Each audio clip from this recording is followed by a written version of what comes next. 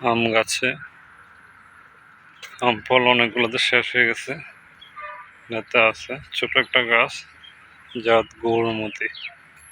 কি পরিমাণ আম ধরছে!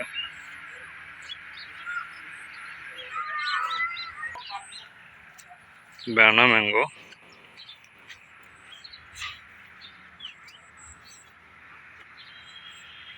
এই গাছটা আমার রোপণ করা খুব শখ, যেতে নাই।